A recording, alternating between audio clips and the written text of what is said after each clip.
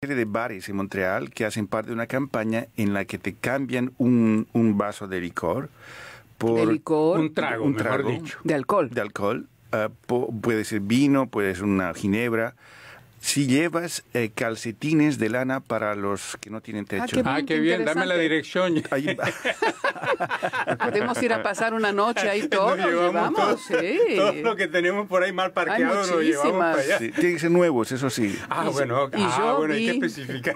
Sí. Y yo vi una imagen, no quise sacar la foto porque no me parecía muy ético sacar la foto, pero pues yo vengo muy temprano a Radio Canadá y todavía la mañana es como muy oscuro de noche, y vi a un señor joven, a un joven hombre, en la calle durmiendo y sus 2 perros tapándolo.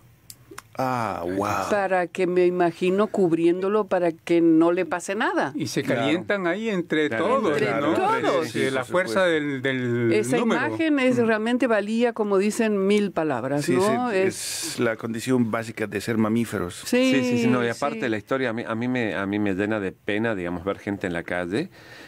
Sin embargo, el amor que tiene la gente que está en la calle por los animales. Yo una vez, no hacía tanto frío como ayer ni como hoy, pero la semana pasada vi a una persona que estaba él con un saquito y el saco grande tapando a su animal. Ah, caramba.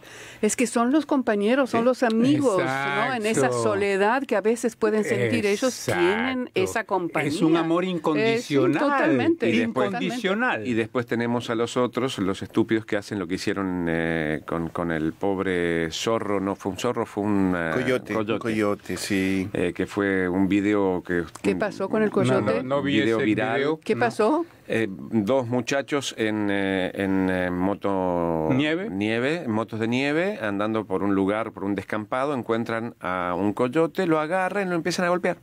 Oh, Gratuitamente. Qué pena. Y Qué lo pena. arrastran La policía lo y lo está ¿A matan. dónde fue esto? En las praderas. En las ¿En las praderas? Oh. Creo que fue en Alberta.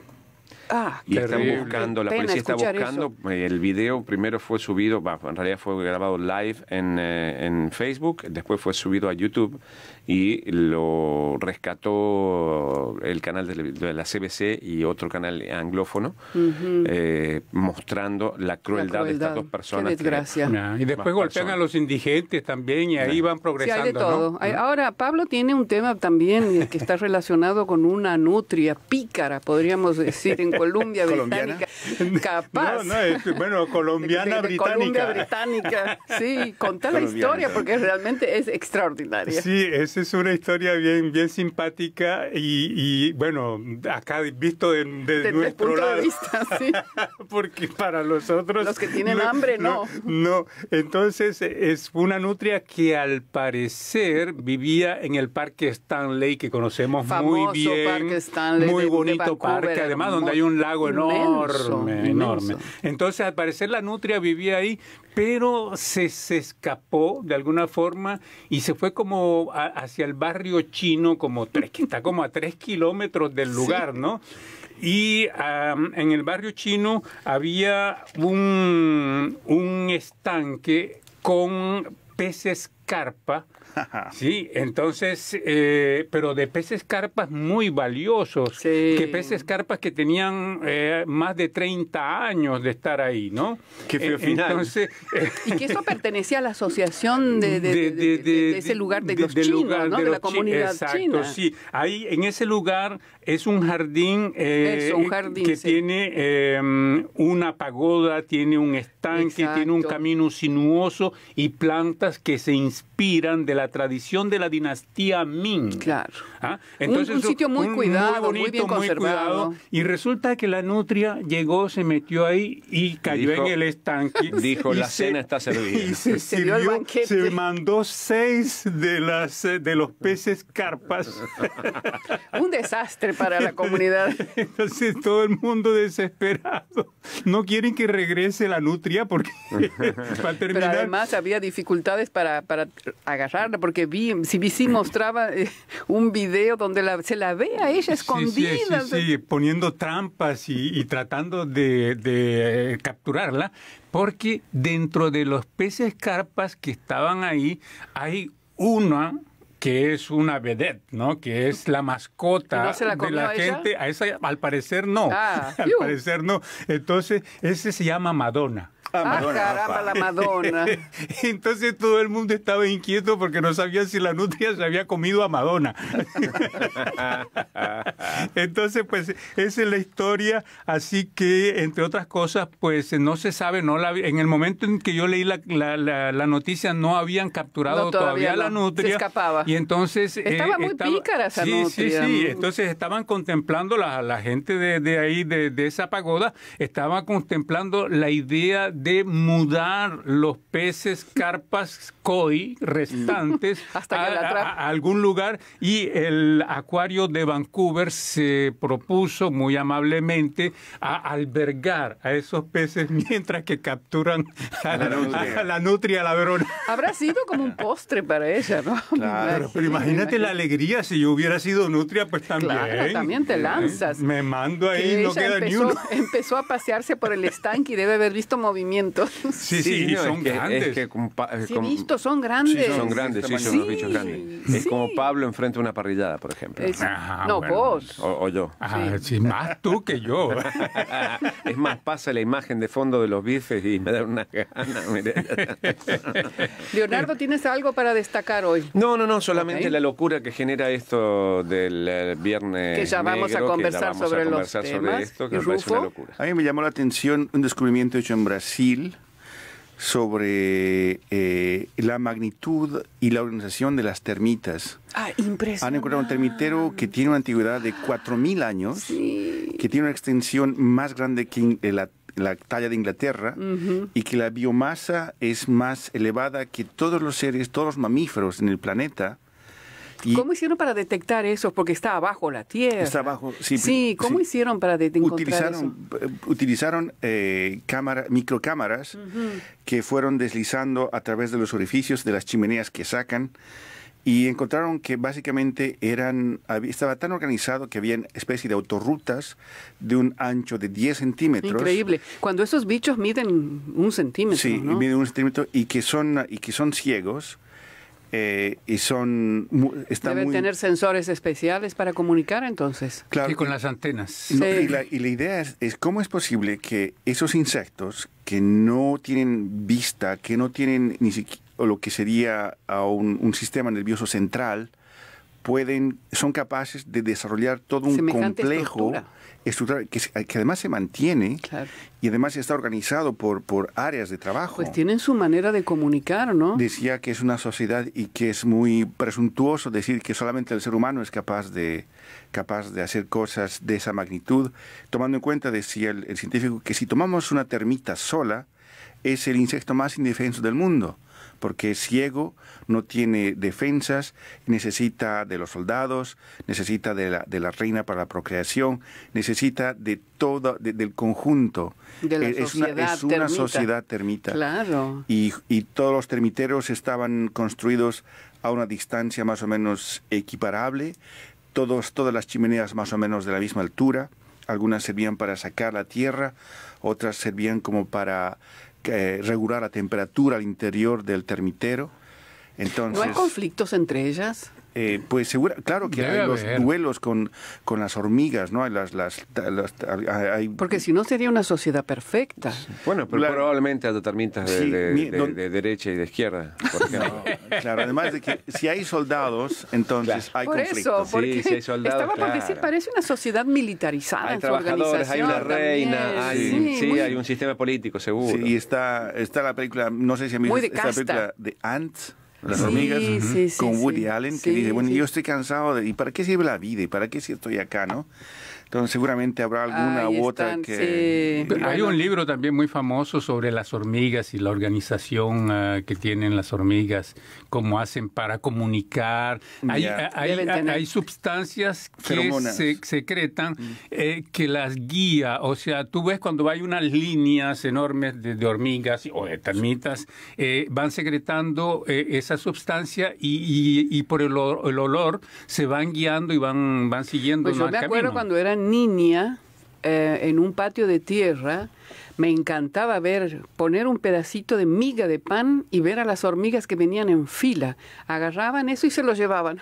Pero en fila, ¿no? Yeah. Sí, se van como ayudando entre grupos. Claro. Es fascinante verlas cómo trabajan, ¿no? Sí, a los 6, 7 años vi en un árbol algo que nunca voy a olvidar y fue, veía por el piso como granitos, como granitos de arroz. Ah, son las larvas. Pero no eran larvas, era que, fijándose bien, era una superficie, un combate entre las hormigas rojas son bravas, y las negras. las rojas son bravas, la picadura de las cada rojas. Una, y un duelo mano a mano, y había, pues, era un campo de batalla increíble. Bueno, les recuerdo hoy para todos aquellos que van a escuchar el programa en nuestro sitio web, tenemos música y la invitada de hoy es Alessia Cara. No sé si ustedes la conocen, es una nueva estrella pop canadiense. Ya actuó junto a Taylor Swift, hizo una gira con Coldplay y fue la ganadora del premio Grammy a la edad de 21 años este año y está lanzando su segundo disco, su segundo álbum, y lo interesante de esto, y ella en una entrevista con el radiodifusor público CBC comenta justamente de que es autora, escritora de todas sus canciones, y lo que sobresale de esta entrevista además es que generalmente, como tuvo éxito en sus primeras canciones, eligió el camino más difícil en este momento, que es componer ella misma sus propias canciones. No sabe cómo le va a ir, pero está arriesgando. Es joven, pues tiene 21 años, y escuché un poco su música y tiene una voz muy bonita, muy linda. Entonces, esa es la música que les presentamos hoy. Y teniendo en cuenta que Aznavour murió a los 91, si ella tiene 21, entonces le queda todavía 70 por años. Tiene para años de carrera. mucho. Tiene para, y ella es de Toronto. Tiene para mucho. Muy bien. Además que no hay mejor escuela que el error, así que... Exactamente, y ella está dispuesta a eso. Por eso me pareció interesante destacar eso, y un poco la entrevista que ella le dio en el National, en CBC. Es muy interesante la joven. Bueno, entonces tenemos también, no sé si hay alguien que dejó... Tenemos, ¿sí? en realidad, agradezco a Guilén April porque... Hola, Guilén. ¿Cómo estás? Está chequeándonos y fue la que me dijo que había un problema de sonido. Ya lo arreglé. Igual para la versión final voy a cambiar, voy a poner el audio que está grabado completamente en el video. En voz baja hiciste eso y ni nos dimos cuenta. No, ustedes no se dieron cuenta. Yo tampoco me he dado cuenta si no fuera por Guilén. Así que muchas Entonces gracias, empezamos el programa de nuevo. Bueno. Hola, ¿qué tal? Muy bien. Entonces tenemos también reacciones de todos nuestros oyentes que nos envían sus comentarios sobre los reportajes que les presentamos. Entonces vamos a empezar con la lectura de algunos comentarios. No sé quién quiere empezar. Yo aquí tengo uno, dice, sobre la noticia, López Obrador busca establecer un clima de confianza tras la cancelación del nuevo aeropuerto en México. Y Javier González Nungaray nos dice, saludos amigos de RCI, señor López Obrador, como lo ha sido y es un gobernante muy polémico y especial.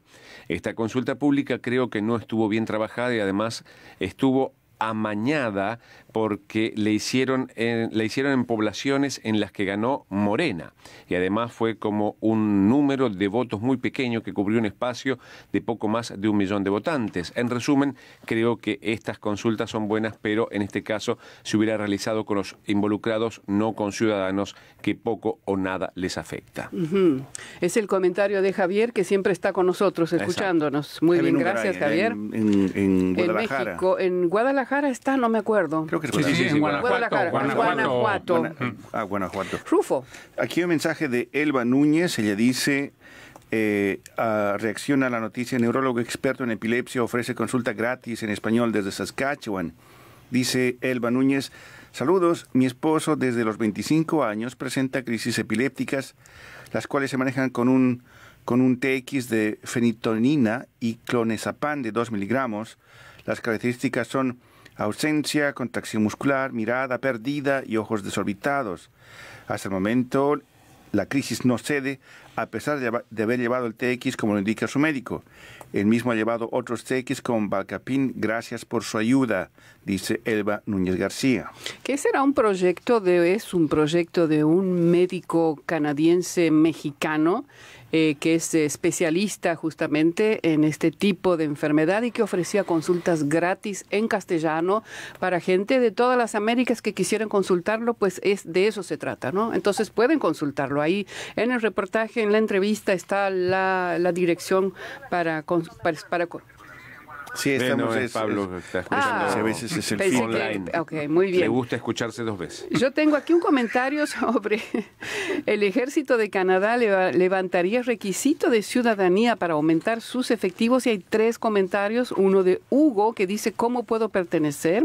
Otro de Juan Sebastián Millán Álvarez que dice soy colombiano, soy activo en el ejército colombiano. ¿Cuáles son los requisitos? Y luego Hugo otra vez dice soy mexicano y tengo 17 años. ¿Puedo pertenecer? 17 años, muy chico. Muy chico. Muy chico, salvo que aquí se admite en el ejército canadiense a estudiantes. Cuando terminas el secundario y quieres hacer, por ejemplo, una carrera que no sea militar necesariamente, pero puede ser medicina o ingeniería o lo que quieras, vas a entrar al ejército. El ejército te ayuda a pagar los estudios, pero después estás obligado, cuando te recibes, a devolver, trabajar, entre comillas, por el ejército un X cantidad de tiempo que permitió que vos tuvieras tu profesión. Sí, en realidad el ejército se puede entrar a partir de los 12 años. 12 años acá, Sí, es decir, hacer como la secundaria a los cadetes. Como cadetes que... Pero eso también existía en América Latina, los cadetes, Sí. ¿no? Ahora ya creo que no existe. Pero aquí también hay otro tipo de escuelas, son los cadetes. Yo conozco particularmente, tengo un par de sobrinos que están en los cadetes del aire. ¿Y cómo, Claro, cómo que es- funciona eso? Que es una, entre comillas, escuela militar, digamos, y tienen un montón de actividades, es gratis. El fin de caramba. semana. Es el Días fin de de semana y semana. fin de Sí, sí, semana, es verdad. y tienen Ajá. salidas. Es realmente un programa fantástico. ¿Aquí en Quebec? Y Canadá. en Quebec, en todo Canadá En en todo realidad. Canadá. Es Ajá. ejército federal. Ah, qué Entonces bien. no tiene su hacen ejército. salidas Ok. a lugares que tienen que ver con la aviación, pues son los cadetes del aire, les enseñan a marchar, les enseñan un instrumento musical, les enseñan historia, qué interesante. les enseñan un montón de cosas y les dejan una puerta abierta para que Por si, si en el quieren. futuro quieren pertenecer, pueden hacerlo. Ok. Y es gratis, todo está, digamos, juntan fondos una vez al año vendiendo rifas y tal, y los chicos aprenden tiro también, aprenden un montón de cosas que tienen que ver con la parte, digamos, militar, y otras que no tienen, que tienen que ver con la parte social, hacen trabajos sociales, ayudan gente. Es realmente extraordinario la labor que hacen estas personas. De acuerdo. Preparándolos para que idealmente se enrolen al ejército canadiense. Sí, seguro, pero según porcentajes, ahora en este momento no me acuerdo muy bien, pero hay muchos de los que estudian, aprovechan esa oferta del ejército para tener profesiones Claro. y que después se retiran. Sí, y es el caso ejercen. de muchos pilotos de aviones, a pilotos militares que luego pasan a la aviación civil. Comercial. Pero en realidad ahí es diferente porque los pilotos, para entrar a la aviación civil, necesitas cierta cantidad de horas de vuelo. Y lo que hacen justamente es enrolarse para poder estar en el cuerpo de aviación para poder cumplir con las horas de vuelo.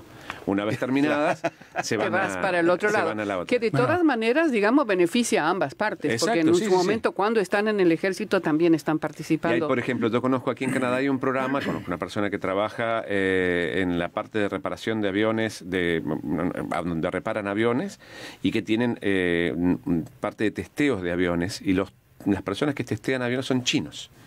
Que son traídos específicamente para eso porque ¿Por qué? ¿Por qué en los realidad porque el gobierno chino tiene un arreglo con el gobierno canadiense, entonces vienen, prueban, testean los aviones y después ellos tienen que volver, pero en el caso de los chinos tienen que trabajar toda su vida para el gobierno chino, para las caramba. cuestiones aéreas. Caramba, eso debe poner nervioso a Donald Trump. Igual la historia es justamente que no es tan malo para los chinos. Hay muchísima gente que viene porque estas personas... Espionaje industrial, ¿no? No. No, Entre se otras forman cosas. por la Se formación que exacto. tienen y después regresan formados también. Formados y tienen trabajo durante 40, 50 años. O sea, no Sí, es mala sí, sí, la sí. la No es mala. historia. No. No, eso del espionaje deben ser muy contados con los dedos también, ¿no? Digo yo. Sí, sobre todo...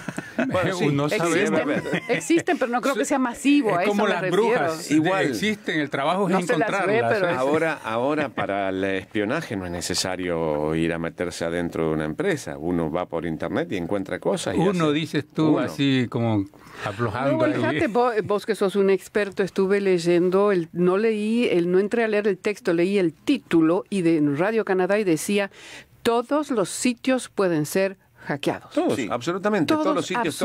No hay ninguno que sea No. infranqueable. Todos los sitios, todos los teléfonos celulares, todas las computadoras. O sea, desde el momento en que el mandamás de Facebook hace una entrevista y en su computadora personal tiene tapada la cámara con una cinta negra, es porque cualquiera puede entrar ahí a ver.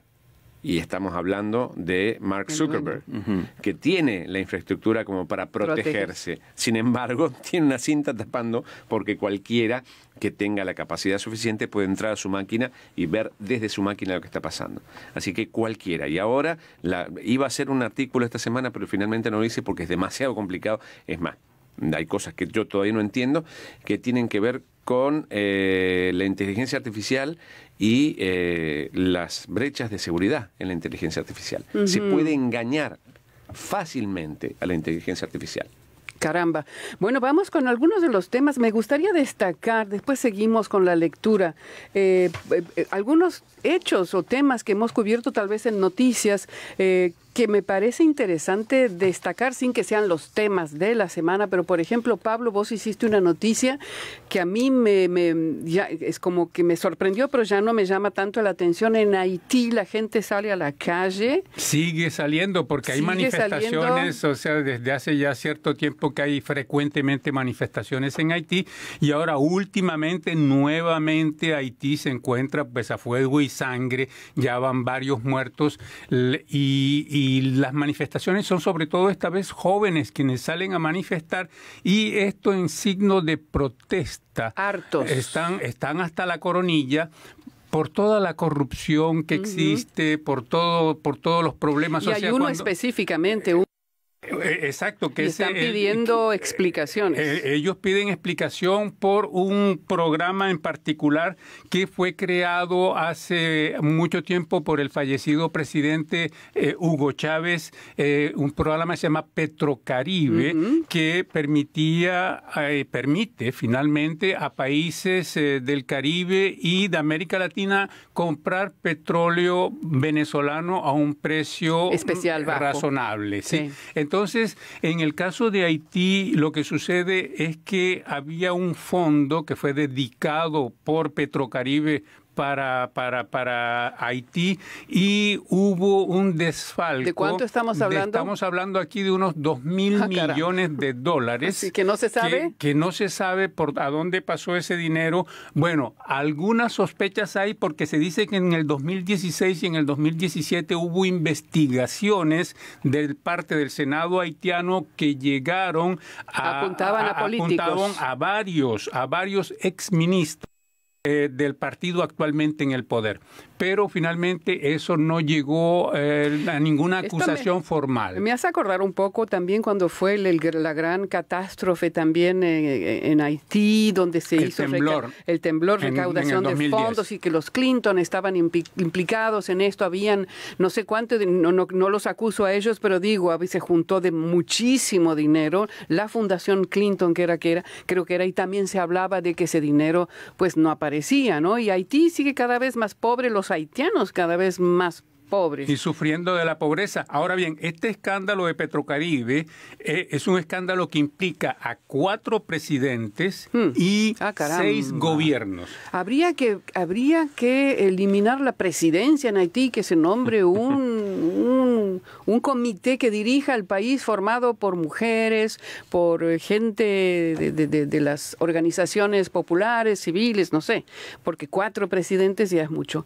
Rufo, sí, estaba pensando que vos también tocaste un tema que me pareció importante destacarlo y que tiene que ver con la provincia de Ontario, que recientemente eligió a un primer ministro de la derecha del Partido Conservador. Un mini Trump.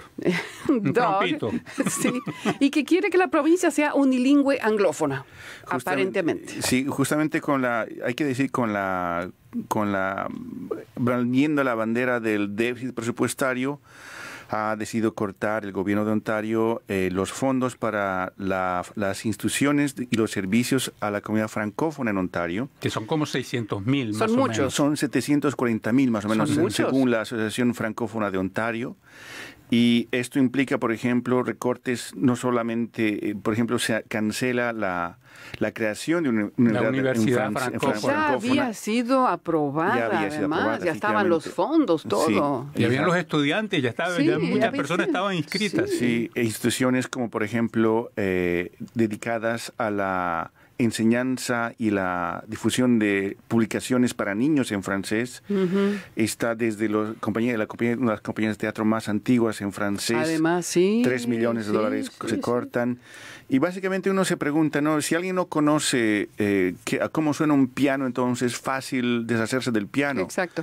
Y creo que el problema de Doug Ford, sobre los Ford, salió un artículo muy interesante sobre su vínculo con el narcotráfico en Ontario. ¿Del actual primer ministro o de su hermano? De la familia Ford. De la familia. Que su hermano ya había sido acusado cuando era primer ministro también. Que falleció, de hecho, y que era alcalde de la ciudad de Toronto. Alcalde de la ciudad de Toronto, y que también hablaba de conexiones. Sí. Bueno, se hablaba de que él tenía problemas de drogadicción. Eso es otra historia. Sí, pero quizá dejando eso de lado, creo que lo importante es destacar que quizá uno tiene que plantearse si realmente tiene las herramientas como para entender el valor de la francofonía en Ontario, que es la provincia más populosa del país. Claro.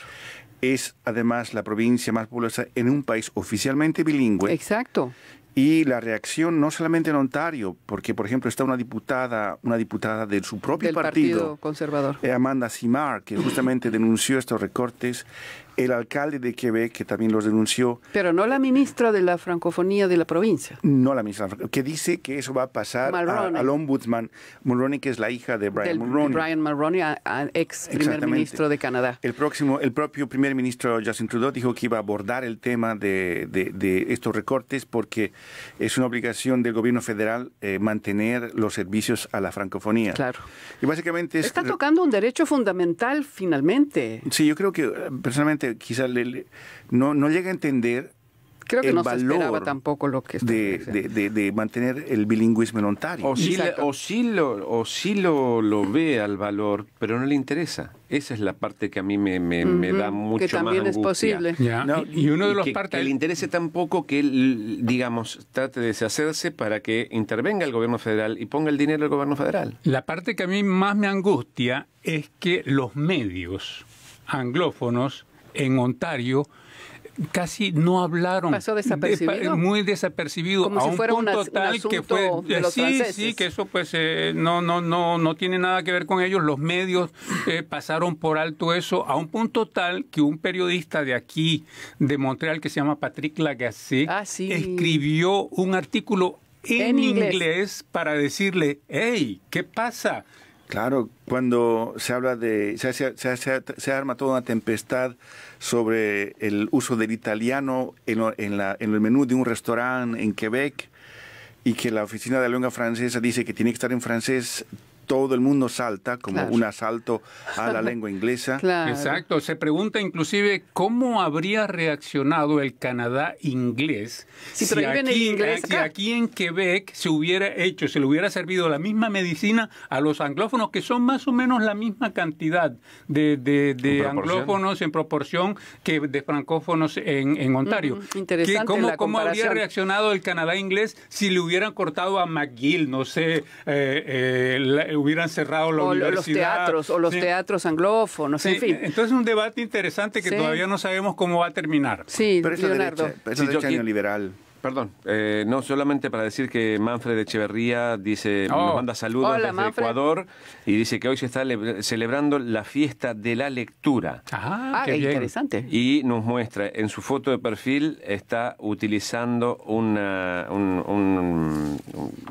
chamarra de Radio Canadá Internacional. Wow. ¿No lo puedes sacar la foto y ponerla? Sí, la vamos a mostrar. De aquí mismo ahora, digo, ¿se puede? A ver si se puede. Queremos eso ya. Sí se puede. Qué ironía, justamente en un viernes en el que el ministro de Educación de Ecuador renunció al cargo, indicando justamente que no está de acuerdo con los recortes. Con las medidas que está tomando el presidente de Ecuador. Moreno, quien reaccionó pidiendo la renuncia a todos sus ministros. Entonces los estudiantes salieron el lunes a las calles y había un cartel enorme, decía que justamente son medidas neoliberales las que está aplicando. Exactamente, y sobre todo que apuntan a la educación, a la privatización de la educación y de la salud. Ahí tenemos en la pantalla. Muy bien, pero qué bien, wow. Con su chaqueta. Muy bien. De Radio Canadá Internacional. Va a poner un resto de envidiosos por ahí, ¿no? Porque bueno, ya eso no existe. Si nuestros otros oyentes tienen de Radio Canadá Internacional que lo puedan mostrar, póngalo y nosotros lo difundimos. ¿Habrá alguien que tenga un tatuaje de Radio Canadá Internacional? Todo, vale todo. Que tenga un castor tatuado. Un castor, eso. Vale todo.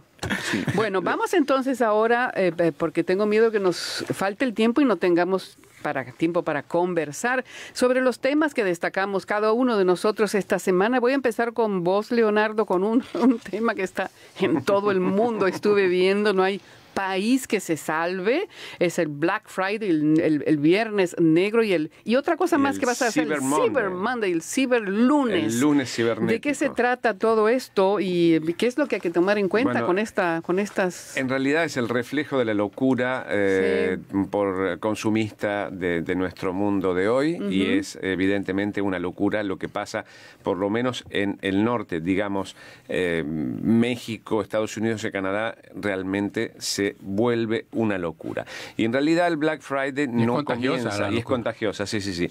Y en realidad no comienza hace un par de años, sino que viene desde los años 50, es cuando los vendedores al detalle son los que empiezan con esta especie de promociones, aprovechando el Día de Acción de Gracias, que es feriado en Estados Unidos, y abriendo los locales ese día con un montón de descuentos, lanzando las ventas navideñas.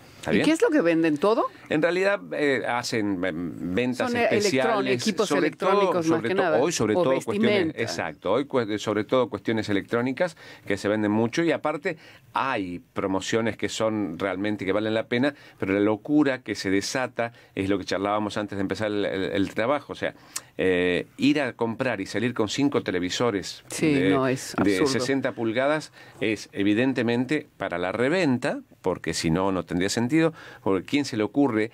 Y en realidad no es el problema de comprar 5 televisores, el problema es cómo se logró. ¿Cómo lo compras? Golpeando gente, entrando con el carro. Si no me equivoco, Leonardo, hubo en Estados Unidos una persona muerta en un momento dado porque le pasaron por encima. Pero ese fue en el Boxing Day, que todavía no se viene. Ese para después. Ese es dentro de un par de semanas. Yo me acuerdo haber leído en algún momento que en Canadá no existía este Friday, este viernes negro, pero en un momento dado se dieron cuenta aquí en Canadá los comerciantes de que muchísimos canadienses cruzaban la frontera para ir de compras a Estados Unidos en este viernes y ellos perdían acá.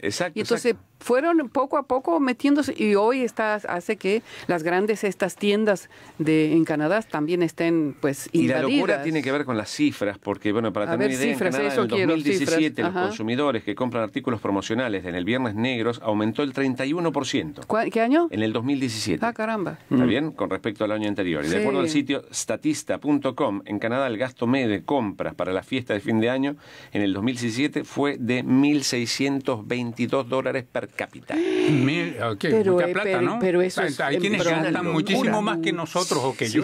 No, pero eso es en promedio. Caramba, es muchísimo dinero. Con razón se mueve aquí mucho dinero. Entonces, lo que dejamos en el artículo que está en el sitio rcn.ca/es es ¿qué es lo RCI? ¿Qué dije? ¿RCA? RCN. RCN, dije. Radio Cadena Nacional. Sí, ¿qué es lo que hay que tener en cuenta en las compras durante el Black Friday y el Cyber Monday? O sea, ¿cuáles son los consejos de parte de las asociaciones de protección al consumidor? Las cosas que hay que tener en cuenta para no caer en las mentiras. Y también hago referencia a 2 artículos anteriores donde hablábamos de las ciberestafas, porque aumentan también para esta fecha. Y hay un artículo tuyo también que tiene que ver con la compulsión de la compra que existe el año pasado. Los compradores compulsivos. Exacto. Así que todo eso está dentro.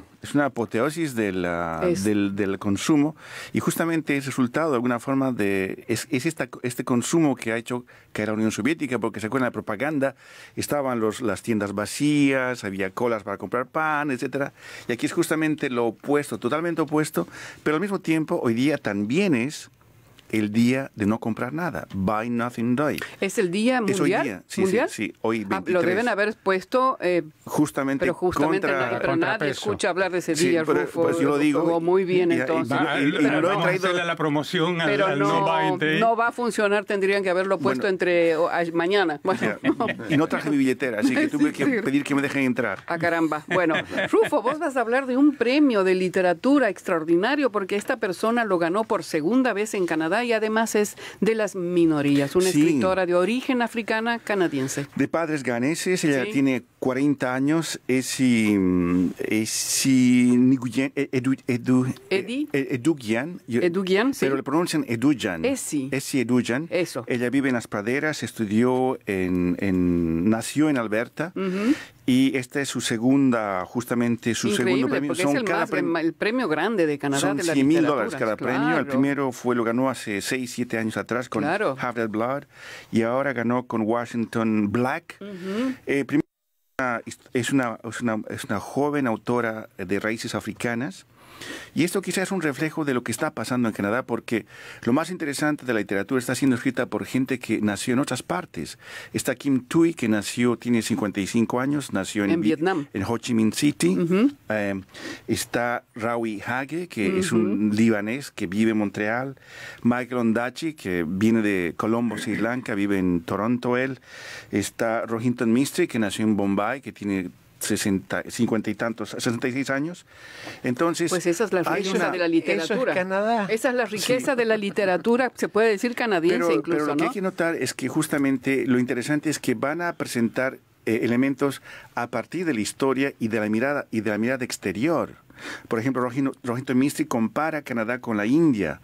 Claro, es súper interesante lo que están haciendo. Sí, entonces, pero eso es en cualquier país del mundo, Rufo, donde hay inmigrantes, escritores, traen su bagaje también y sus historias. No en Estados Unidos. No en Estados Unidos, porque si se fijan, por ejemplo, tomen cualquier colección de literatura contemporánea estadounidense, van a ver que hay muy poca diversidad comparado con Canadá. En el contenido, dices. En el origen de los autores. Por ejemplo, de la misma forma, por ejemplo, que uno de las tragedias de la literatura quebequense, por ejemplo, es que cuando agarras un libro, una antología de la poesía quebequense, no está Leonard Cohen, no están los autores ingleses. Entonces, de alguna forma, Canadá tiene esa ventaja de que hay... quizás tenga que ver con esta idea de que el canadiense es más bien discreto y deja que otros cuenten su historia. No lo sé, es una hipótesis. Sí. Okay, pero de acuerdo, interesante, pero en todo y ella caso, dice que, básicamente para acabar, dice que lo importante es que la literatura puede dar voz a los subalternos, a los que no tienen voz, y recuperar aquellas voces que la historia ha callado. Entonces, lo cual muestra una posición enfrentada entre la literatura y la política. Muy bien, gracias, Rufo. Me escuché parte de la entrevista que hizo CBC con ella y decía, por ejemplo, al recibir el premio, discúlpenme, no pensé nunca que lo iba a ganar por segunda vez, no preparé ningún discurso, evidentemente, así que vale el doble. Pablo, vos nos vas a hablar de la UNAM Canadá. Exacto, de la Escuela de Extensión. Y un aniversario bien particular, ¿no? Muy particular que marcó la historia de México, la historia contemporánea de México. Estamos hablando de la masacre de Tlatelolco en 1968. Solo una semana o 10 días antes de los Olímpicos. Recuérdense que en el 68 hubo los Juegos Olímpicos en México y famosos en el 70 el Mundial. ¿Sí? Entonces, en el 68, en octubre del 68, hubo una manifestación de estudiantes y que fue violentamente reprimidas. Las cifras varían. Se habla de entre 200 y 300 muertos. ¿No? Esa es una deuda, como dice mi entrevistado, que es Gerardo Familiar Ferrer, secretario técnico de la UNAM Canadá, que es una deuda que el gobierno mexicano tiene con el pueblo, de decir la verdad, ¿qué sucedió? Algunos dicen que fue entre 200 y 300 muertos. Las autoridades, el gobierno en esa época habla de 3 muertos y algunos heridos, 4 muertos y 20 heridos, dice las fuentes gubernamentales, mientras que la policía habla de 50 muertos y decenas de heridos. Entonces, pues nunca quedó claro cuántos muertos hubo en la masacre de Tlatelolco. El hecho es que se está cumpliendo el 50 años, es el 50 aniversario de esa masacre, y muchos de los estudiantes que murieron ahí, entre otros, venían de la UNAM, de la Universidad Nacional Autónoma de México, y la UNAM ha organizado durante todo el 2018 una serie de eventos para conmemorar esa masacre, y hay que recordarles a nuestros oyentes que aquí en Canadá, en Gatineau, existe una escuela de extensión universitaria de la UNAM en Canadá, y es esta escuela de extensión universitaria la que organizó una exposición que se llama hace 50 años el M68, como lo conocen en México, esta masacre M68, y la UNAM. Entonces, pues son fotos de archivo de la Universidad Nacional Autónoma de México que se presentan en esta exposición y que, bueno, y conmemora ese evento trágico. Vamos a cortar ahí porque si no, no te queda tiempo a ti para presentar tu... Ahí está el entrevistado. Muy bien. Bueno, yo tengo un tema que ustedes recordarán cuando fueron las elecciones en Brasil recientemente, cómo se utilizó de Estados Unidos, que utilizaban más Facebook para las elecciones. En Brasil se utilizó el WhatsApp de manera pues ilegal, o mandando mensajes que no eran en cadenas impresionantes donde denigraban al candidato Haddad, en fin, una serie. Bueno, en este momento están utilizando en Brasil el WhatsApp como instrumento de delación en las redes sociales, y el objetivo es que se quiere crear una especie en las universidades, universidades sin, como dicen ellos, sin partido, que son universidades, lo que quieren es universidades sin ideología, de izquierda sobre todo, que no haya más debates, que no haya más discusiones como se hacen. Ese es el semillero universitario, es eso, ¿no? Como le gustaban los generales. Exactamente. Entonces, el tema es que están utilizando WhatsApp, y diputados, recientemente electos, están utilizados donde se le piden a los estudiantes de derecha que manden mensajes y que filmen a profesores que tienen una ideología de izquierda en sus cursos, que profesores que quieren dar cursos de clase de educación sexual, simplemente que se los denuncie.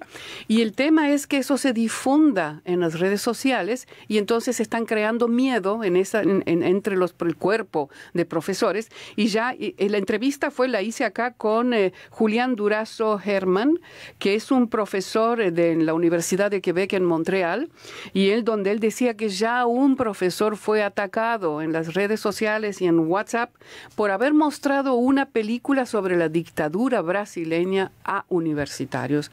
Entonces es un tema que va a continuar, por supuesto, porque recién empieza en Brasil, ¿no? Casa de brujas. Te quedan 10 segundos. Chao. Ha sido un placer. Gracias. Hasta la próxima. Adiós a todo el mundo. Chao. Estar con ustedes. Escríbanos. Sí. Manden Todos fotos. los viernes aquí en la cita. Así es. Adiós. Adiós.